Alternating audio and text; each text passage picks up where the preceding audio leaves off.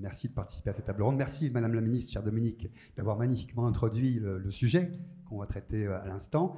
Je m'appelle Pierre-Emmanuel Raymond, je travaille à la métropole de Toulouse et je suis entouré des intervenants pour cette table ronde sur réciprocité ville-campagne, accélérateur, accélératrice des transitions, vous l'avez évoqué dans vos propos liminaires. Alors, autour de moi, je commence peut-être par mesdames. Azilise Gouez, qui est vice-présidente de Nantes Métropole, conseillère régionale de Bretagne.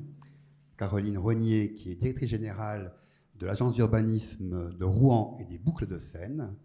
Sophie Brana, maire du Porge, vice-présidente de la communauté de communes médulienne. Voilà. Et du PNR. Marie Ferru, qui est chercheuse, professeure d'université, géographe à l'université de Poitiers.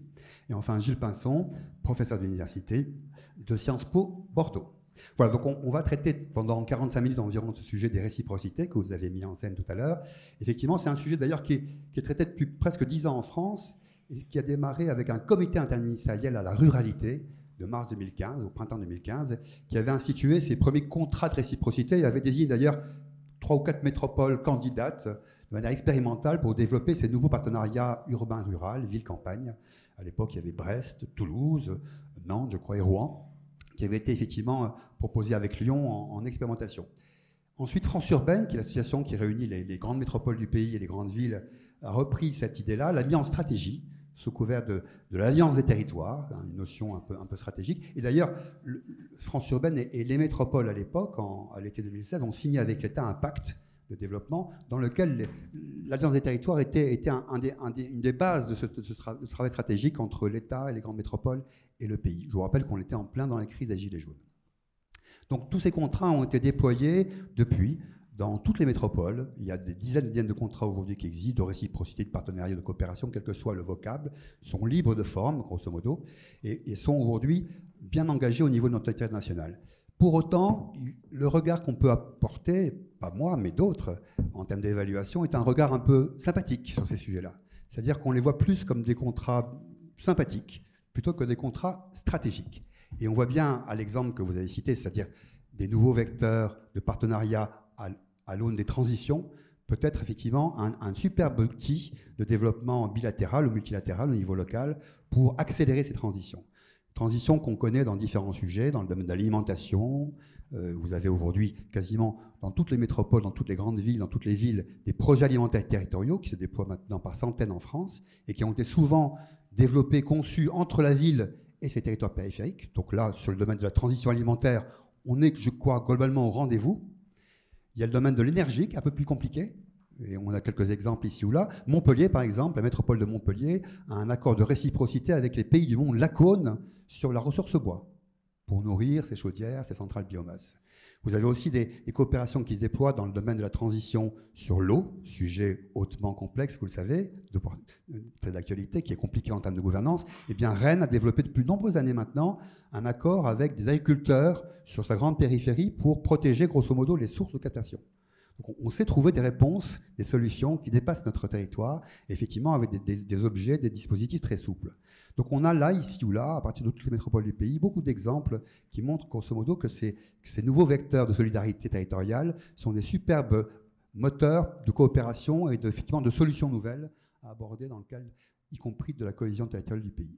Alors pour évoquer tous ces sujets-là, je vais peut-être commencer par, et avec les territoires, et peut-être avec vous, Azilise Gouez, donc vice-présidente de Nantes Métropole, en charge des alliances des territoires, peut-être sur l'exemple de la métropole nantaise, des coopérations que vous engagez, et en quoi aujourd'hui ces coopérations peuvent-elles participer à accélérer ces transitions qu'on évoquait à l'instant. Alors, pour l'intelligibilité de mon propos, permettez-moi de distinguer dans ma réponse ce qui relève de l'action de terrain, donc ce qui dans l'action de terrain se conjugue, se confond, à savoir d'une part les finalités politiques et même éthiques, c'est-à-dire une vision de la vie bonne, des vertus de la cohésion sociale, territoriale, et d'autre part les modalités pratiques et les divers périmètres, la géographie de ces coopérations. Alors sur le fond, nous abordons les coopérations entre la métropole nantaise et les territoires qui l'environnent, ce que nous appelons en effet à Nantes l'Alliance des territoires, selon 3 finalités politiques. Premièrement, en assumant en tant que métropole un objectif d'aménagement du territoire équilibré et de partage des richesses avec les territoires voisins, qu'ils soient périurbains ou ruraux. Et nous le faisons en travaillant ensemble le triptyque développement économique, logement et mobilité, avec une volonté de mieux diffuser l'emploi dans les territoires voisins, à proximité des pôles d'habitation des actifs au sein du grand territoire, qui déborde largement, évidemment, les frontières de la métropole administrative, puisque Nantes est une petite métropole en nombre de communes. Nous n'avons que 24 communes. Et nous construisons aussi, nous avons une volonté de construire avec les territoires voisins les stratégies de mobilité qui découlent de ce rapprochement emploi-logement. Et pour cela, nous nous appuyons sur un maillage de villes moyennes et de petites villes qui est l'une des grandes forces de notre territoire et de la Bretagne au sens large.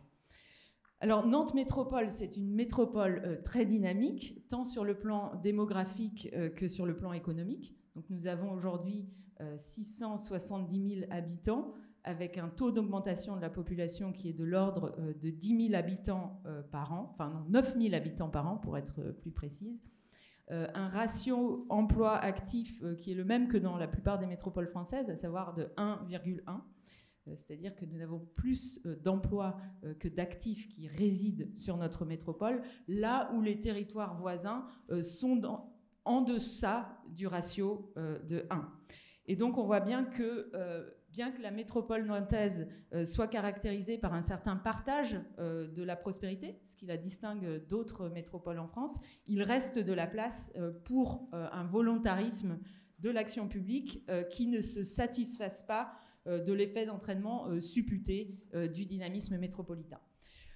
Deuxièmement, parce que le moment que nous vivons nous impose de penser ensemble activités humaines, activités économiques et, d'autre part, vitalité des écosystèmes naturels, le deuxième pan, le second pan de notre politique d'Alliance des territoires repose sur la construction d'une vision partagée de la gestion des ressources vitales que sont l'eau, les sols qui nous nourrissent, les produits alimentaires que nous mangeons et l'air que nous respirons. Donc, pour le dire autrement, il s'agit pour nous d'adosser, ou peut-être plus justement de réencastrer, puisque je crois que le vocabulaire de Polanyi peut encore nous servir dans ce nouveau siècle, de réencastrer notre politique d'aménagement du territoire dans une vision partagée de la gestion de ces ressources que j'ai évoquées. Et cela avec une volonté de préservation de ces ressources qui sont nécessaires tant à l'épanouissement de la vie humaine qu'à la vie des milieux aujourd'hui et demain.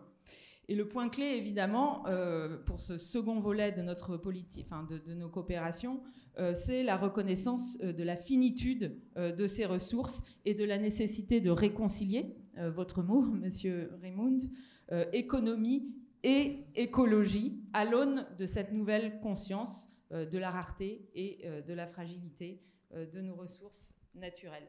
Et enfin, le troisième volet de la politique d'Alliance des territoires de la métropole nantaise touche aux questions d'identité et d'appartenance à un territoire commun. Donc nous avons entrepris de partager avec les territoires voisins des éléments de nos politiques publiques en matière touristique, patrimoniale, artistique et culturelle, au nom, je dirais, d'une version heureuse de l'enracinement au sens originel que lui a donné Simone Weil, la philosophe, non pas la femme politique, et bien loin des passions tristes que certaines forces politiques attisent aujourd'hui dans notre pays. Et en effet, nous considérons que les circulations entre urbain et rural, l'accès de tous aux lieux de création culturelle, tout comme l'arpentage des paysages de marais, de bocages, de forêts qui structurent notre grand territoire, la connaissance aussi de ces milieux naturels par nos enfants, par les habitants, mais aussi l'appropriation de notre patrimoine historique commun, l'inscription dans un imaginaire partagé, dans une mémoire collective, eh bien, nous considérons que tout cela sont des éléments essentiels de cohésion culturelle, politique et sociale. Alors, quelques mots sur la forme de nos coopérations. Alors, la démarche nantaise n'a pas été celle d'une démarche de contractualisation systématique avec tous les territoires voisins, c'est-à-dire une démarche de contractualisation des coopérations à 360 degrés, comme ça a pu être le cas dans d'autres métropoles, et je pense notamment à notre voisine rennaise. Nous avons une géographie de coopération assez irrégulière, je dirais, qui est en partie héritée de l'histoire. Et la première coopération historique de Nantes, ça a été avec la ville de Saint-Nazaire, donc une coopération développée il y a plusieurs décennies, notamment sous les mandats des maires de Nantes et Saint-Nazaire, Jean-Marc Ayrault et Joël Batteux. Une coopération qui a donné naissance à un premier SCOT en 2007, puis à un pôle métropolitain après la loi de 2010, donc pour nous en 2012, et un pôle métropolitain qui va plus loin que le SCOT, puisqu'aujourd'hui, c'est pour nous aussi un cadre de démonstration des possibles. Et nous développons dans ce cadre plusieurs actions. Je ne vais pas les citer, mais ça va du logement à la question de la gestion de l'eau. Pour illustrer quand même d'un mot comment aujourd'hui, dans le cadre de ce pôle métropolitain, l'orientation des coopérations a changé. Un exemple intéressant, c'est que l'agence de développement de Nantes et Saint-Nazaire, qui s'appelle NSD, donc un outil emblématique du paradigme de l'attractivité, puisque c'est une agence qui va chercher des entreprises à l'extérieur pour les ramener sur la métropole de Nantes, sur l'agglomération de Saint-Nazaire. Eh bien, cette agence a vu son mandat redéfini dans la période actuelle, et aujourd'hui elle a pour charge d'installer des entreprises non plus seulement à Nantes et à Saint-Nazaire, mais aussi sur les autres communautés de communes plus rurales qui sont membres de ce pôle métropolitain. Et ces autres communautés de communes sont au nombre de 3. Donc aujourd'hui, nous sommes en train de réviser notre SCOT, et nous sommes évidemment, je pense, en but aux mêmes questions que vous tous ici, c'est-à-dire à des questions de planification urbaine, de mise en œuvre du ZAN. Et c'est vrai que cette question des sols vivants a complètement changé la manière dont on appréhende l'implantation des logements, des activités économiques, puisque le sol n'est plus simple surface à aménager, mais condition de la résilience territoriale. Voilà, donc nous avons aussi un contrat de réciprocité depuis 2019 avec le Pays de Ré, donc qui est un pays au sud de la Loire, qui est connu par les galets de Saint-Michel, et aussi par un personnage un peu sulfureux du passé, Gilles de Ré, qui est mieux connu sous le nom de Barbe Bleue. Et ce contrat de réciprocité n'est pas anecdotique, est devenu stratégique. Il comporte 4 volets: développement économique, agriculture, alimentation, mobilité, culture et tourisme. Je vais seulement citer 3 autres formes des coopérations nantaises. Nous avons ouvert un nouveau front de coopération avec un autre territoire voisin qui est le vignoble nantais, avec les 2 communautés de communes qui sont constitutives de ce pays du vignoble, en partageant avec ces communautés de communes nos stratégies en matière de foncier économique. Nous travaillons aussi les questions d'agriculture et d'alimentation, évidemment, avec des produits emblématiques que sont le muscadet dans le vignoble, et puis ce vignoble est aussi une terre de maraîchage. Et puis le voyage à Nantes, que certains d'entre vous connaissent peut-être, a étendu ses parcours jusque dans ce territoire du vignoble, et donc tout cela, ça encourage cette connaissance et cette appropriation commune du territoire que j'évoquais tout à l'heure. Nous avons également mis en place un espace de dialogue informel, mais néanmoins structuré et important, avec l'ensemble des EPCI membres de notre bassin de mobilité sur les questions de mobilité, ce qui nous permet de porter conjointement nos priorités vis-à-vis de la région, et peut-être demain, ça c'est une idée qui pour l'instant est une idée est de l'ordre de la spéculation, peut-être demain nous pourrions envisager un syndicat mixte des transports à cette échelle, avec et ça c'est tout, c'est le nerf de la guerre, avec en tout cas un certain niveau d'autonomie de ressources fiscales. Et enfin, je le mentionne, nous avons mis en place dans ce mandat une conférence des présidents de PCI qui organise un dialogue régulier sur les défis communs. Donc ça a été l'alimentation et la mobilité pour les 2 dernières réunions de cette conférence. Et ça, c'est à l'échelle du département. Et demain, la prochaine conférence portera sur les questions d'emploi et d'habitat à l'aune du ZAN. Donc, en bref, c'est tout cela, tout cela que renvoie l'Alliance des territoires telle que nous la mettons en œuvre à Nantes Métropole, c'est-à-dire à une réflexion qui est systémique par nature, puisque partant d'une reconnaissance des interdépendances entre territoires ruraux et urbains, mais aussi des interdépendances entre humains et monde naturel à l'heure de l'Anthropocène. Deuxièmement, c'est un dialogue structuré et entretenu dans le temps avec les élus des territoires voisins. Et là, je pense qu'il faut vraiment dire que la geste politique est important. C'est-à-dire que pour les élus métropolitains, d'aller voir les présidents de PCI ruraux, les maires chez eux et de retourner les voir, c'est très important et ça ne s'est pas toujours fait. Et c'est là que la pratique aussi rejoint l'éthique. Et troisièmement, l'Alliance des territoires, c'est aussi une série d'actions concrètes. Pour finir sur le dernier pan de votre question, sur la question de savoir en quoi... On reprend tout à l'heure ? Oui, sur les transitions. Oui. Alors, ce que je vous propose peut-être, c'est avoir un regard peut-être décalé d'ailleurs, qui est un regard d'une petite commune, enfin une commune de 3400 habitants.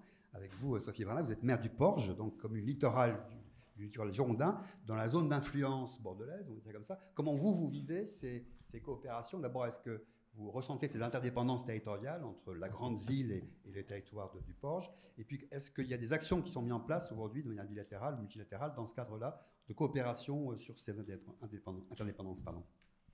Merci.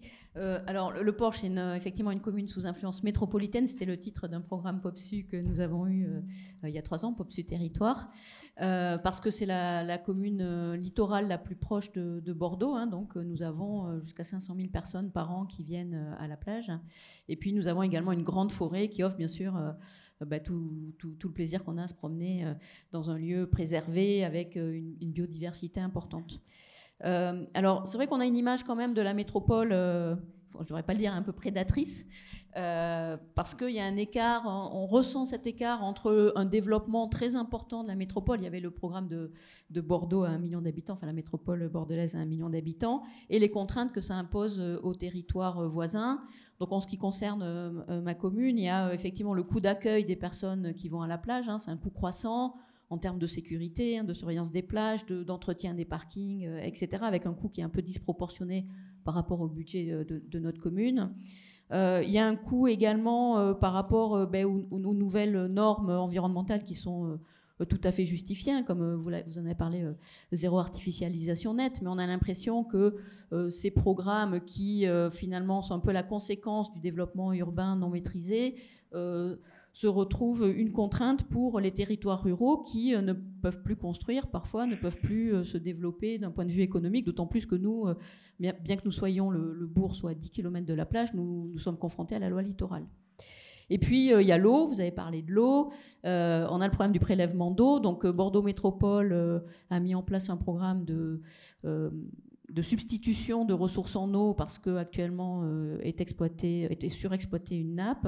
Et dans le Médoc, hein, là où se trouve ma commune, on a une nappe importante, l'Oligocène, que veut prélever Bordeaux Métropole. Donc vous avez un petit article je fais un peu de pub dans le magazine que vous trouverez là-bas sur ce projet des champs captants.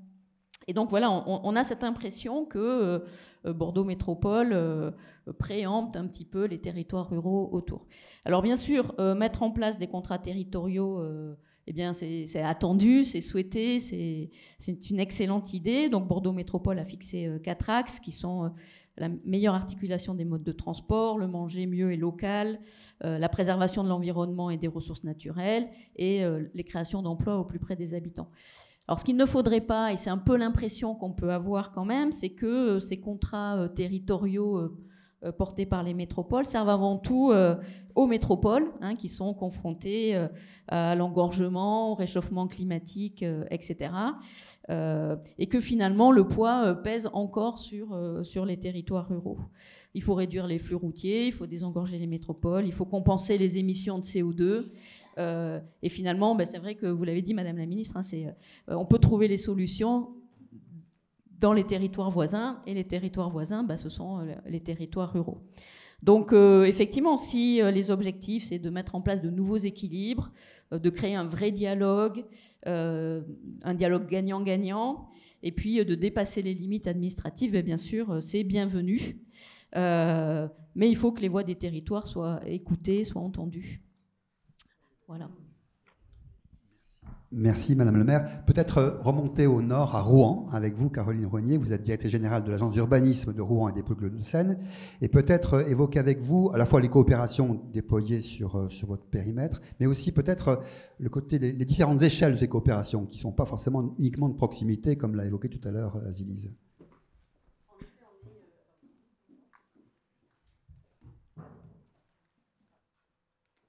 C'est tout bon, voilà.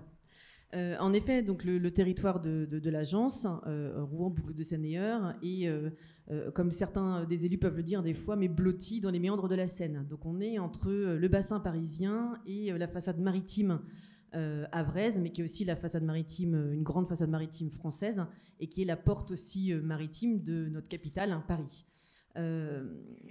Nous sommes au milieu de cet espace qui compte aujourd'hui à peu près 11 millions d'habitants. C'est un poids économique phénoménal. C'est un axe logistique extrêmement important, un axe économique crucial pour le Grand Ouest français et même le Grand Ouest européen. Et nous, le territoire, il est situé entre ce bassin parisien et cette façade maritime. On a une tradition en plus sur le territoire industrielle et économique assez importante.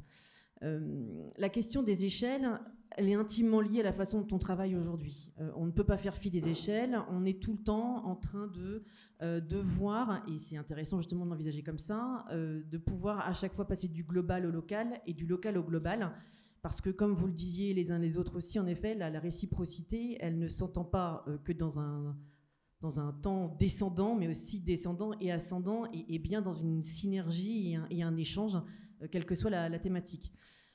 Si je peux revenir juste sur le sujet qui m'a questionné moi par rapport à la façon dont on peut le vivre en fait sur le territoire de Rouen, nous la dualité on la vit pas automatiquement de cette manière-là, et j'espère en tant que géographe que cette dualité ville-campagne est derrière nous et qu'on est de plus en plus justement dans des logiques de coopération et qui ne sont pas dans des oppositions. Nous, le territoire, l'agence couvre un territoire de 6 intercommunalités, dont la métropole de Rouen. Métropole de Rouen, et je le dis de façon pas du tout péjorative, mais au contraire, qui est une métropole forestière, qui est rurale, pour ceux qui peuvent la connaître, puisque sur l'échelle, en tout cas, du territoire sur lequel on intervient, nous avons 90% des communes de moins de 5000 habitants, et parmi celles-ci, on en a encore 50% qui ont moins de 1000 habitants. Donc autant dire que nous, le fait rural dans le sens vraiment voilà, essentiel, c'est quelque chose que l'on vit au quotidien. Donc cette dualité, du coup, nous, on l'a pas trop. Par contre, ce qu'il a fallu, c'est déjà, on est un territoire fluvial, donc on a une rive droite et une rive gauche qu'il a fallu, et on continue à le faire, en tout cas dans cette réconciliation. Et donc, les élus ont souhaité, en fait, dans cette logique-là, en tout cas, d'avoir un territoire qui se développe, mais vraiment en coopération, c'était de se dire, voilà, il nous faut un espace de dialogue. Donc ça a été, comme vous le disiez aussi, les agences d'urbanisme en font partie et sont des outils vraiment à privilégier pour avoir des espaces de dialogue en dehors des périmètres administratifs. Et c'est ce que l'on fait et ce que l'on essaye de faire au maximum, parce que l'on s'attache en fait plutôt à la façon dont le territoire est vécu par nos habitants, par les gens qui le consomment, alors de façon positive, hein, mais voilà, par rapport à la façon dont il est vécu et pas par ses limites administratives. Et du coup, ça permet du coup de travailler vraiment à partir des notions d'interaction, d'interdépendance, mais positives, et donc du coup de comprendre plutôt comment le territoire se structure, plutôt que de regarder par les limites administratives et du coup de passer à côté peut-être de possibilités de convergence que l'on évoquait. Donc on a travaillé en fait plutôt à objectiver les interactions et les interrelations dans différents domaines, l'habitat, l'économie, l'emploi, comment les gens se déplacent, pourquoi ils se déplacent, quel est le profil des gens qui se déplacent, etc., etc. Et à partir de cela, en fait, on a eu, et on a nourri, en tout cas avec ce travail-là, plusieurs coopérations, plusieurs synergies, plusieurs convergences qui sont en cours et que l'on espère de toute façon être encore très riches et à se développer. Parmi les échelles, on peut notamment noter ce jeu d'échelles et de dialogue des échelles. Il y a notamment le travail sur l'axe Seine, auquel on participe. Donc, il y a une coopération des agences d'urbanisme à l'échelle de l'axe Seine, donc entre les agences d'urbanisme du bassin parisien et de Normandie. Et on documente notamment et on alimente un observatoire qui vient en fait ensuite enrichir la façon dont les territoires et les élus peuvent imaginer du coup des convergences et identifier ce sur quoi elles peuvent éventuellement se fonder. Un exemple concret sur lequel ça peut déboucher, ce travail par exemple d'enrichissement a donné lieu par exemple à l'échelle de l'axe Seine à une entente territoriale qui du coup épouse une grande partie du linéaire de cette Seine normande et parisienne, et qui donne lieu par exemple à la création d'une structure qui va porter des projets en matière d'énergie décarbonée. C'est aussi par exemple un travail qui est en train d'être fait aussi sur la logistique fluviale. Vous le disiez tout à l'heure, la question par exemple des mobilités, c'est pas ni que celle du rural ni que celle des villes, si on prend cette dualité toujours que l'on expose. On a besoin tous d'avoir accès à des services, on a besoin d'alimenter des filières, quelle que soit en fait l'échelle à laquelle elles existent et coexistent. Et donc du coup, la question de la logistique fluviale, c'est pas que pour les gros et les grandes villes, c'est pour tous. Et donc du coup, l'intérêt était de travailler sur des capacités à identifier des projets qui permettent de la logistique fluviale aussi bien de grande échelle que de proximité et surtout décarbonée, parce que c'est aussi l'intérêt. Et puis en dernier lieu, il y a un travail par exemple qu'on a pu aussi faire, qui est toujours en cours. C'est un cycle d'animation que l'on a voulu mixte, c'est-à-dire aussi bien élus et techniciens. Parce qu'aujourd'hui, le fait territoire, il nous appartient à tous. Et les parties prenantes, elles sont très larges. Donc il ne nous faut pas non plus oublier que on va dire, la politique territoriale n'est pas que le fait public. Et donc l'intérêt, c'est d'avoir pas mal de monde aussi autour de la table, hein, et de mettre du coup on va dire les forces vives à réfléchir à ces questions. Et donc on anime un atelier et un cycle de travail auprès notamment d'élus et de techniciens, et qui intègre donc d'autres parties prenantes, et qui permet par exemple d'objectiver, comme je disais tout à l'heure, les interactions territoriales pour penser des politiques publiques non plus à l'échelle administrative stricto sensu de la compétence, mais du coup d'imaginer de les mettre à l'échelle du territoire vécu. C'est le cas, par exemple, sur les mobilités. Donc, il y a des ententes, par exemple, des contractualisations qui se font entre les territoires à partir du travail qui a été mené, en disant, ben voilà, là, il y a un intérêt, par exemple, à mettre en place des liaisons soit élargir le transport en commun, soit du covoiturage, et qui permet, en fait, dans un sens comme dans l'autre, de se retrouver dans une démarche qui est porteuse pour tout le monde. C'est le cas aussi, par exemple, sur le parcours résidentiel. Donc c'est la capacité que les habitants ou même les entreprises, parce qu'elles ont aussi un parcours résidentiel, puissent évoluer selon leurs besoins dans le temps sur un seul et même territoire. Et quand je dis territoire, c'est toujours le territoire vécu et pas le territoire administratif. Et là, ce travail-là, du coup, a été aussi amorcé et permet du coup d'envisager non plus des politiques publiques de l'habitat à l'échelle de chaque interco, mais là, par exemple, à l'échelle du bassin de vie, qui est du coup un bassin de vie à l'échelle de 6 intercommunalités. Donc on se retrouve avec quelque chose qui est plus cohérent à la fois pour les besoins du citoyen, quel qu'il soit, mais aussi plus intéressant pour l'ensemble des collectivités, parce que plutôt que chacun prévoit de son côté sa propre politique, on se retrouve en fait avec des besoins qui sont comblés pour nos habitants au sens large, à une échelle plus élargie, et qui correspond aussi bien aux besoins de taille de logement que de revenus, etc. Donc voilà, c'est en ça en fait aujourd'hui que l'agence est intéressante, aussi parce que vous le soulignez aussi tout à l'heure, il y a un enjeu dans les transitions et dans les coopérations d'avoir une vision systémique. On a beaucoup travaillé, parfois peut-être trop, mais c'est toujours facile de regarder ça a posteriori, en silo. On a tous été amenés à envisager certaines politiques dans le domaine dans lequel elles étaient, sans envisager les interactions qu'elles pouvaient avoir. il y a un vrai enjeu aussi, au-delà de travailler en faisant fi des limites administratives, c'est aussi de travailler en fait de façon transversale, sans galvauder le mot, mais voilà, c'est aussi d'envisager les choses en imaginant quelles peuvent être les répercussions d'un domaine sur un autre et du coup les envisager de façon vraiment globale. Merci Caroline. Donc, dans l'esprit POPSU, on a donné la parole aux territoires, aux élus, aux acteurs, et là on va avoir le regard croisé des chercheurs. Donc on est bien dans l'esprit du programme POPSU. Et avec vous, d'abord pour commencer, Marie Ferru, vous êtes donc géographe, je rappelle, professeur d'université à Poitiers. Comment vous regardez, vous vivez, vous évaluez en fait ces nouvelles politiques publiques de coopération territoriale? Est-ce que vous les voyez déjà? Alors, merci de me donner la parole. Peut-être pour rappel et pour organiser mon propos, je reviendrai sur peut-être les 3 discours qu'on voit apparaître sur justement ces oppositions entre territoires, ces coopérations entre territoires. Parce qu'il faut quand même rappeler que longtemps, on a plutôt vu une compétition entre territoires que une complémentarité ou une coopération. Et longtemps, en fait, et encore aujourd'hui, on a un premier discours qui est un peu un discours misérabiliste, où on a la sensation que les territoires peu denses, et notamment ruraux, vont être relégués au second plan, qui vont avoir un peu les restes. Et ça a été assez renforcé avec la mondialisation, la désindustrialisation, et puis la réorganisation administrative aussi, où les maires des territoires les plus ruraux ou les plus petits ont eu peur de se retrouver sans aucune compétence, sans rien pouvoir faire sur leur territoire. Donc il y a ce premier discours. Il y en a un autre qui est un peu à l'opposé, où c'est un discours qu'on pourrait qualifié d'utopiste ou d'idéaliste ou de plein d'espérance, qui suppose qu'avec justement les crises gilets jaunes, crise sanitaire, crise climatique, justement les territoires peu denses vont pouvoir tirer leur épingle du jeu et pouvoir en fait réussir à se développer et être en première ligne. Donc ça c'est un autre discours qui a été assez relayé par aussi les travaux de prospective Territoire 2040 et qui sont pleins d'espérance.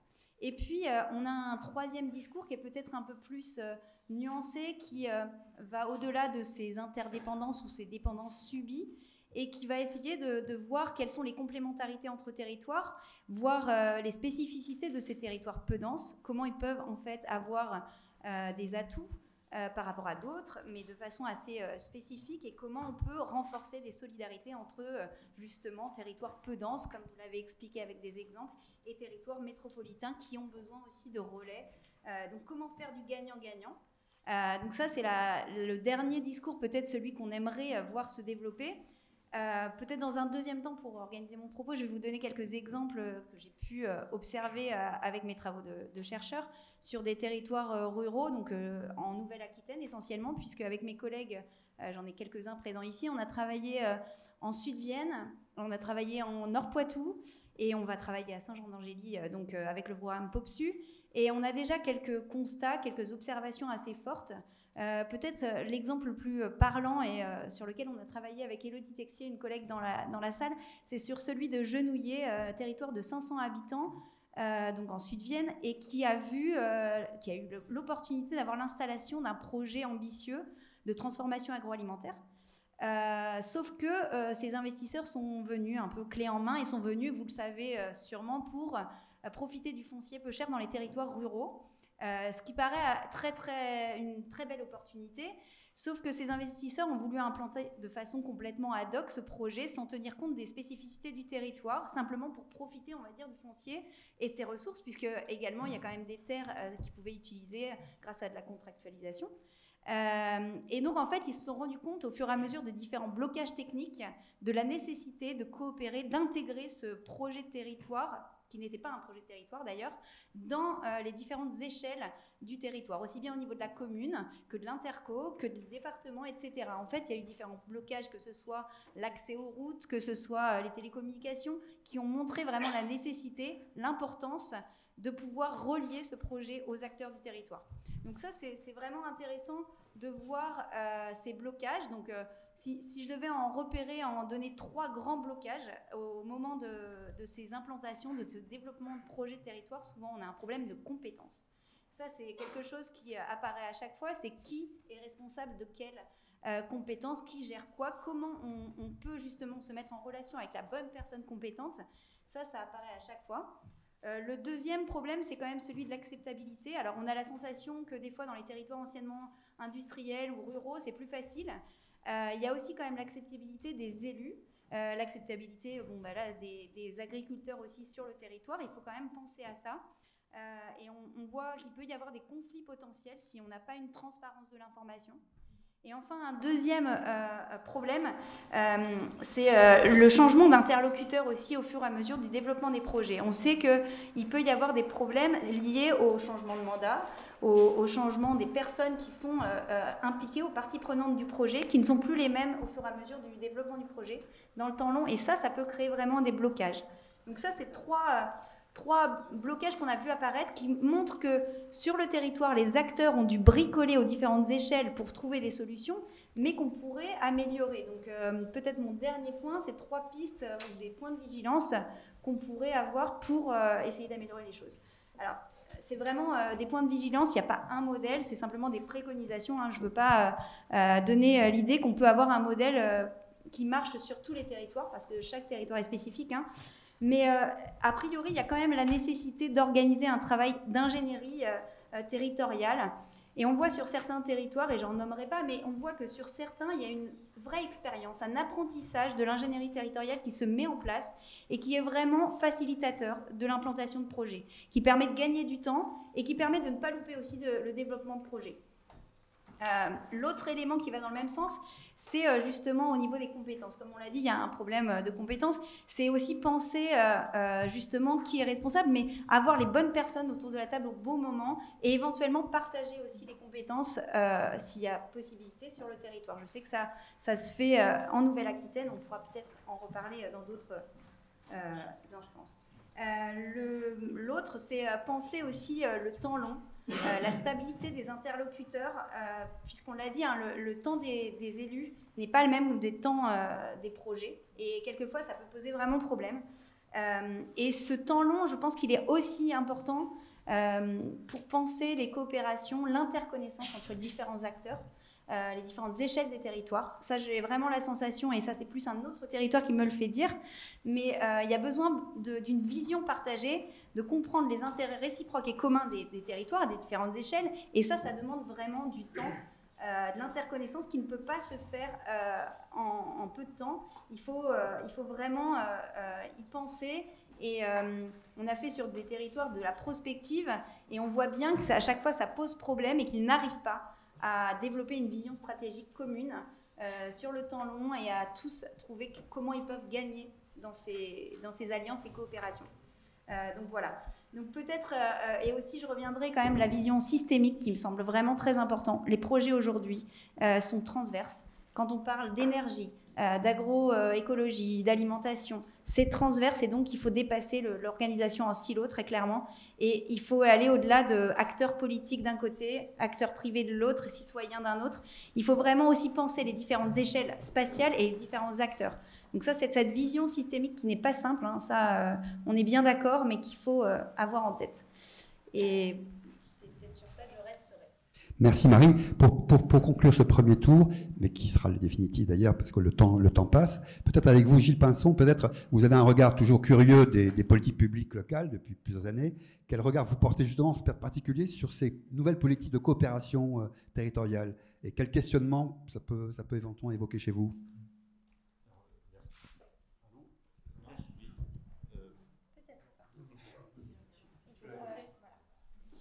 Merci de l'invitation. Et puis, effectivement, Pierre-Emmanuel, j'ai sur la question plus d'interrogations que de certitudes.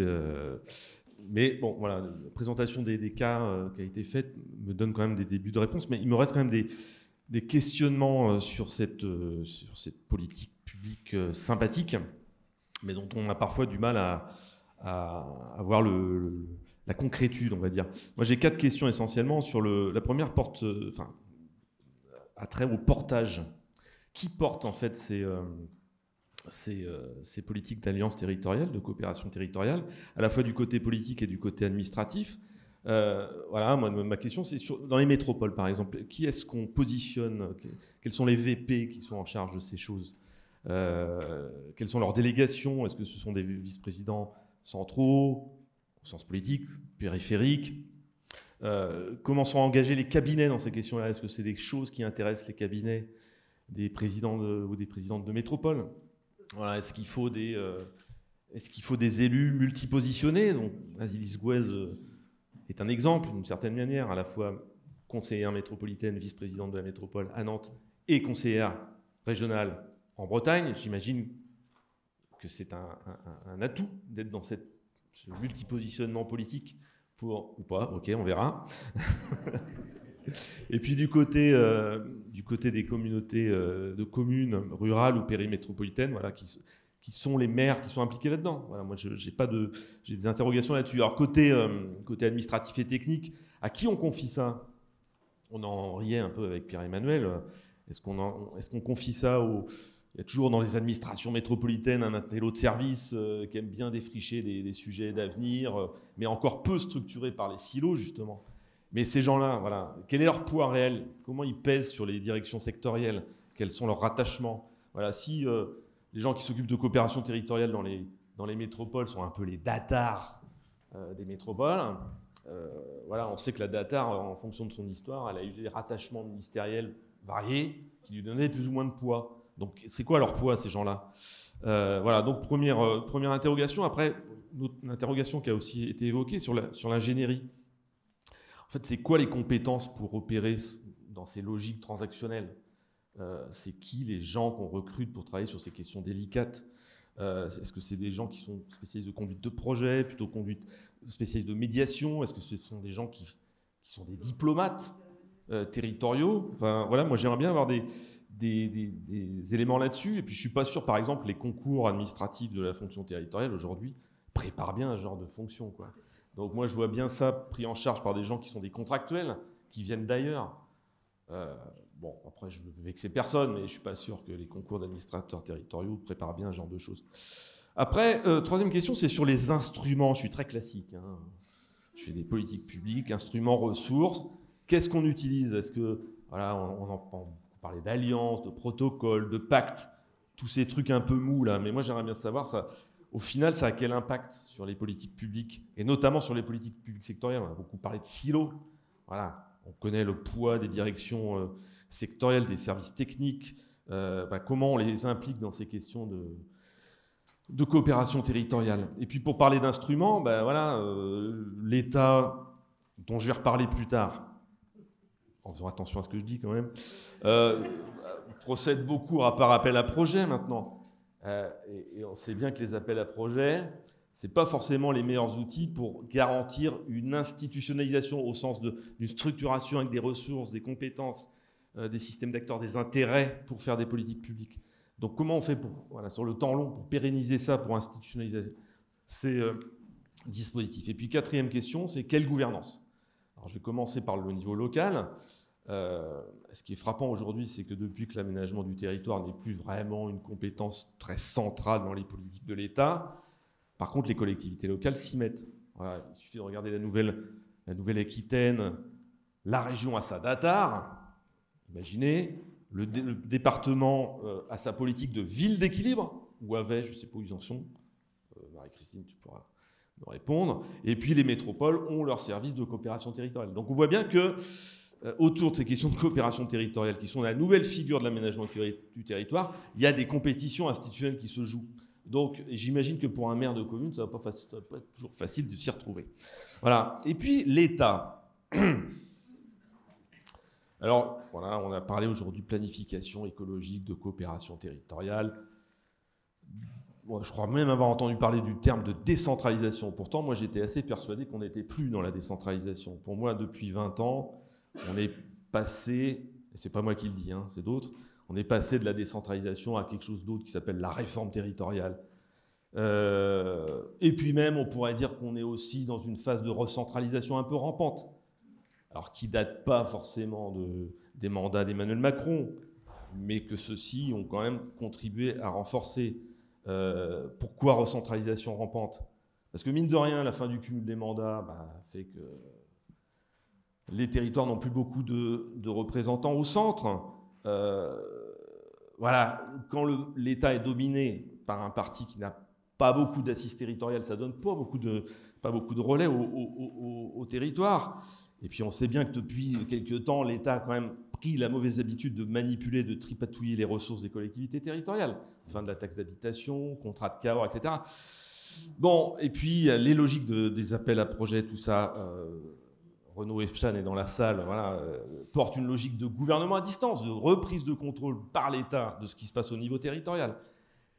Là-dessus, bon, donc moi j'ai déjà un peu du mal à voir comment l'État peut être là-dedans. Donc ce matin, tout à l'heure j'ai entendu parler de planifier, je ne sais plus quels étaient les termes de Madame la Ministre, mais de repartir des territoires. Mais moi j'ai plutôt l'impression qu'on part du haut maintenant, tout vient du haut, et que c'est compliqué de trouver une place quand même pour les coopérations territoriales. Avec quel outil, avec quelle scène. Je voudrais juste prendre le cas de la planification écologique parce que ça me paraît extrêmement intéressant.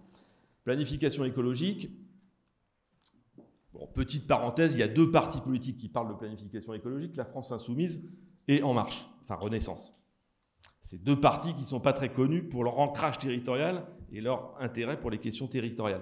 La planification écologique telle qu'elle se trame aujourd'hui, c'est un secrétariat général qui va faire des plans sectoriels qui pour l'instant ont l'air d'être très descendants. Voilà. Donc, moi, j'ai du mal à voir aujourd'hui la place que l'État peut prendre dans cette question des coopérations territoriales. Et alors, petit parallèle historique, puis je m'arrête là. Quand on a eu la décentralisation, début des années 80, la gauche qui arrive au pouvoir se retrouve avec un instrument qui s'appelle la planification. Elle ne sait pas quoi en faire. Comment on fait pour à la fois décentraliser et donc donner des compétences de développement et d'aménagement à des collectivités territoriales, et puis en même temps continuer à faire de la planification. Et à une époque, on va bricoler un truc, c'est un peu mon dada, les contrats de plan État-région. Contrats de plan État-région que l'État, depuis, là aussi, 20-30 ans, a complètement déserté. Or, c'était des outils, me semble-t-il, qui étaient des outils intéressants, même s'ils étaient très bricolés. Hein. C'est un instrument bricolé, improvisé, mais qui progressivement sont devenus des scènes de négociation de ces questions sur lesquelles tous les niveaux de gouvernement étaient compétents. Or, je ne suis pas sûr qu'aujourd'hui, on ait des instruments de ce type-là. Alors, je suis peut-être un peu vintage, mais je trouve que redonner, si la planification écologique, si les coopérations territoriales pouvaient redonner un coup de boost à ces scènes qui ont un peu disparu, ça pourrait être intéressant.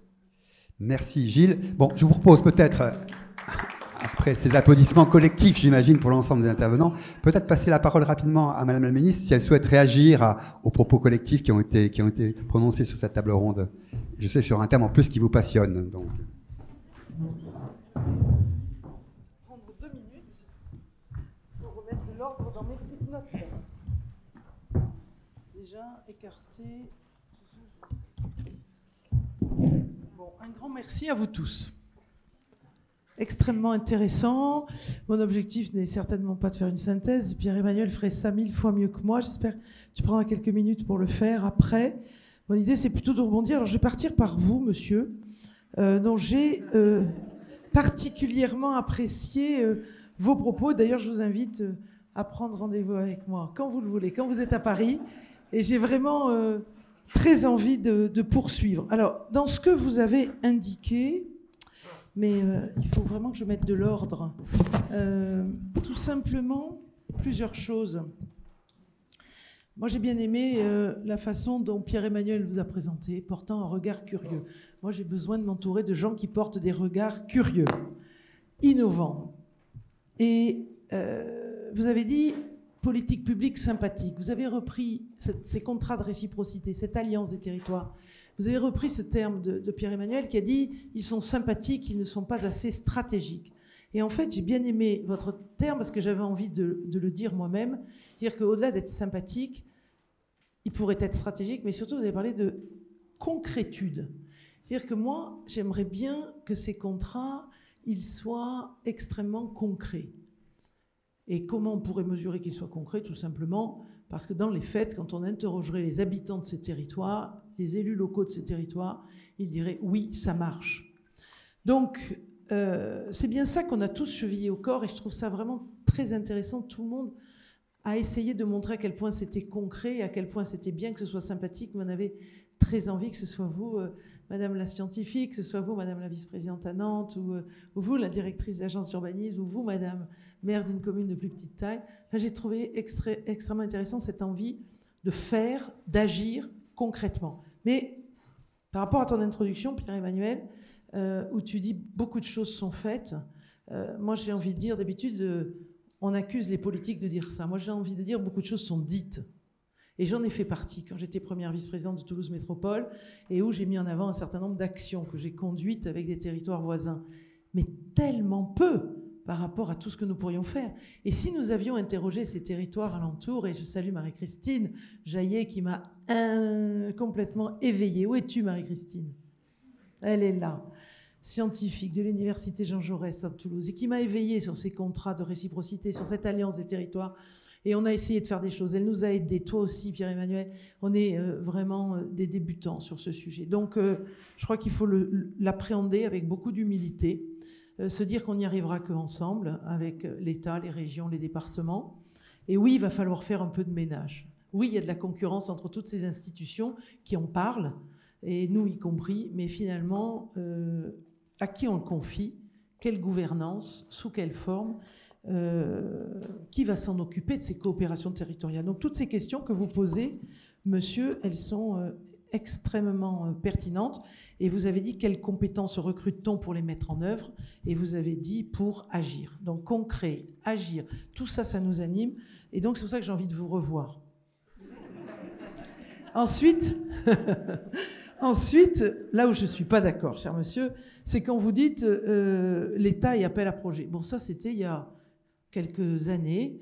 Nous faisons tout, franchement, avec Christophe Béchu, avec la NCT, avec la DGCL, ces grosses administrations centrales, pour quitter ce monde des appels à projets au service d'un financement des politiques publiques locales mises entre les mains de monsieur le préfet.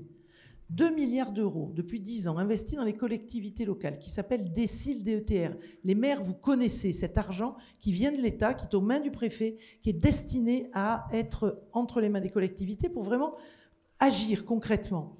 Sur ces 2 milliards depuis 10 ans que l'on investit en moyenne, cette année on en a mis 2 de plus, 4 milliards. Et on n'a pas dit appel à projet. Christophe Béchu a vraiment insisté pour que ce ne soit pas des appels à projets, ce soit entre les mains de nos préfets, pour peu que ces projets aient la transition écologique au cœur.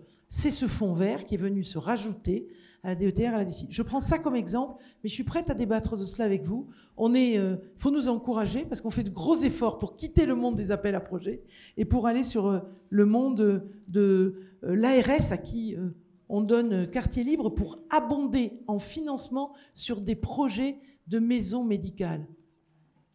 L'ARS abondé en financement. Si un maire ou président d'intercommunalité décide de salarier des médecins, comme le fait par exemple Carole Delga sur la région Occitanie, quand une institution se dit aujourd'hui pénurie de médecins, je vais en salarier 2, alors si on associe l'ARS très tôt, eh bien, de façon expérimentale et pendant 3 ans, elle va abonder en déficit. Parce que ces médecins ne vont pas pouvoir générer suffisamment de chiffres pour couvrir les charges. Mais on aura amené 2 médecins fonctionnaires territoriaux dans les territoires ruraux. Donc, on essaye, et je pense qu'on y arrive. Ensuite, bon, je n'aborderai pas tous les sujets que vous avez évoqués. Ils sont extrêmement intéressants. Ils sont corrélés, je l'entends. Hein. La recentralisation. Vous dites on est passé de la décentralisation à la réforme territoriale. Vous dites des choses tout à fait intéressantes, mais qui sont un peu éloignées. Et comme je ne veux pas être très longue, du sujet qui est au cœur de nos préoccupations et que vous avez traité, qui est le sujet des coopérations territoriales urbain-rurales. Alors, je remonte, j'ai beaucoup aimé vos propos, je vais essayer de les retrouver, en disant tout simplement, vous avez commencé, je pense que les scientifiques vont apprécier, parce que je pense que vous amenez dans le débat des sujets très intéressants. Vous dirigez l'agence d'urbanisme de Rouen, déjà vous parlez de bassin de vie, on voit bien que la maille, elle est bien là. Elle est peut-être à la maille communale, à la maille intercommunale, on ne sait pas, mais en tout cas, ce qui est très important, c'est la notion de bassin de vie. Et vous dites 3 choses. Il faut qu'on ait un espace de dialogue. Mais qui va pas dire que c'est un fondement? Nous, on a essayé de le créer à Toulouse, cet espace de dialogue. Mais sur le papier, il existe. On se réunit régulièrement. Mais qu'est-ce qui se passe? Chacun prend la parole une fois, on fait un compte-rendu, on s'en va, on revient 2 mois après. Donc il faut un véritable espace de dialogue, pas un espace de dialogue convenu où entre institutions on est content d'être là.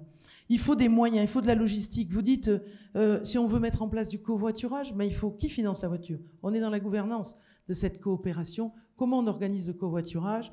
Et il nous faut, vous parlez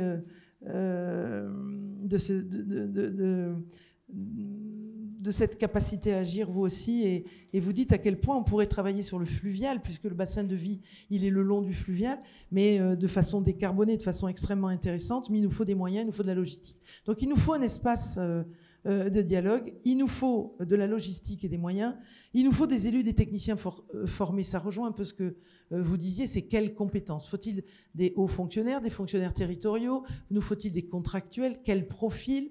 Tout ça est extrêmement intéressant et ça mérite évidemment d'être exploré. Et vous, madame la scientifique, vous évoquez le 3e discours plus nuancé. Alors moi, je suis quelqu'un de très modéré, qui aime bien trouver des compromis, parce que les extrêmes, j'aime pas trop en général. Et donc, 3e discours plus nuancé, c'est celui qui renforce les solidarités. Ça rejoint ce que vous disiez en disant la dimension politique et puis la dimension géographique. Et elle doit avoir en son sein cette dimension géographique si elle porte un renforcement des solidarités, si elle s'appuie sur les complémentarités. Vous avez tous utilisé, 3 d'entre vous, la notion de gagnant-gagnant. Moi, l'impression que j'ai, et pourtant je suis une élue métropolitaine, première vice-présidente d'une métropole, j'ai travaillé le rural, mais vraiment en profondeur pendant 6 mois. J'ai pas l'impression que ce soit gagnant-gagnant, et je vous rejoins, madame, et pourtant je suis une élue métropolitaine. Et donc, il est vrai que ce sentiment ressenti par les maires de territoires ruraux, on peut pas dire que ce sentiment, il est fondé sur rien. Il est fondé sur le fait qu'effectivement, les métropoles, on est allé, nous, Toulouse Métropole, voir les villes moyennes, et on leur a dit comment on peut travailler ensemble. Sommes-nous véritablement allés voir les territoires ruraux? Non, insuffisamment. Oui, sur les sujets, les PAT, les projets alimentaires territoriaux, mais une fois en 5 ans. Donc véritablement, je crois que, en fait, à nous, ça fait partie de nos missions, et dans France Ruralité, j'espère que j'y arriverai, si les scientifiques m'aident, mais vous donnez la force d'aller porter votre attente et les moyens dont vous avez besoin, et ensuite ce que vous allez pouvoir apporter à la grande ville et à la métropole. Et que ce ne soit pas la métropole qui porte une volonté de travailler avec vous, et c'est très intéressant qu'ils le fassent, mais ils sont organisés pour les métropoles. Vous manquez de moyens, et toute cette ingénierie que l'on va mettre dans les territoires ruraux, ils ont pour but de vous donner les moyens de porter un projet sur ce que vos concitoyens attendent dans vos ruralités. Donc appropriez-vous cette ingénierie quand elle va arriver, avec France Ruralité, financée par l'État, et utilisez-la aussi pour travailler sur ce sujet des coopérations et porter des projets. Et sentez-vous fort. En tout cas, moi, je ne suis pas la ministre de la Ruralité, je ne suis pas la ministre des métropoles, je suis la ministre de toutes les collectivités locales, et j'ai tellement envie qu'on arrive à beaucoup plus coopérer qu'on le fait aujourd'hui dans une logique gagnant-gagnant. Pour finir, je crois que c'est vous, madame, qui avez donné trois, on va dire, facteurs clés de succès complémentaires à ceux que vous avez donnés, que j'ai eu envie de reprendre. Les compétences qui étaient en commun avec ce qui a été dit par d'autres, mais vous avez parlé de l'acceptabilité. Et ça, alors, c'est vraiment, pour moi, extrêmement important. Et ça, c'est aussi un travail que nos scientifiques vont conduire, c'est comment on associe les citoyens à cette réflexion. On peut toujours, en théorie, dire on va travailler entre métropole et communes, entre élus locaux, mais pour quel bénéfice pour le citoyen, à quelle échéance, quel calendrier, comment on l'associe dans la réflexion. Donc j'ai beaucoup aimé ce terme que l'on utilise beaucoup, mais qui a tout à fait sa place ici, dans la réflexion sur la réciprocité entre les territoires et les alliances. Voilà, je pense que j'ai...